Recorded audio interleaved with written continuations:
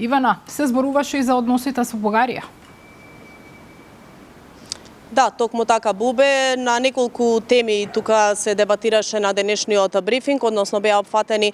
сите актуелни политички случувања во државата, меѓу кои односите со Бугарија, на што председателот на ВМРО ДПМН и премиер Христијан Мицкоски рече дека неколку иницијативи веќе имало покренато во однос на затоплување и зближување, односно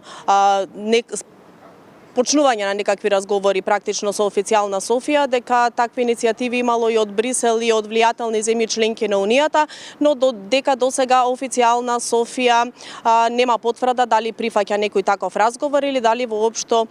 сакаат и имаат намера да седнат на заедничка маса. Исто така Мицкоски рече дека најпрво официјална Софија, односно Бугарија, треба да расчисти сама со себе дали спорот со Македонија е билатерално прашање или е прашање помеѓу Македонија и Европската Унија, па да се знае каде би се водале евентуални такви разговори, односно дали во Софија или во Брисел. Како што реков, се осврна на неколку теми овде председателот на ВМРО ДПМН и Христијан Мицкоски, премиер на државата, меѓу кои исто така беше и реконструкцијата која што беше најавена на владата, а за која, како што рече, ќе се случи најверојатно на пролет, односно од месеците март па се до средината на летото. Се очекува да има некои кадровски промени, министерски позиции, меѓутоа не сакаше да открие за кои министри точно ќе станува збор. Исто така во рамки на евроинтеграциите тој се осврна и на реформските закони, односно реформската агенда кои што се бараат од Унијата. Рече дека скоро сите оние закони кои што треба да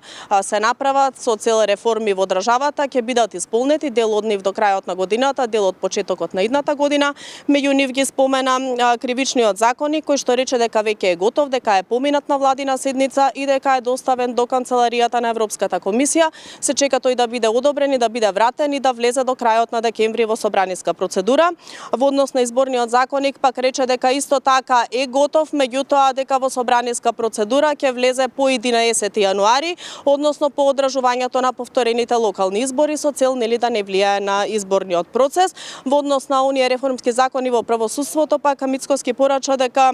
ќе бидат имплементирани, меѓутоа она што се бараше од Унијата, односно зголемување на буџетот на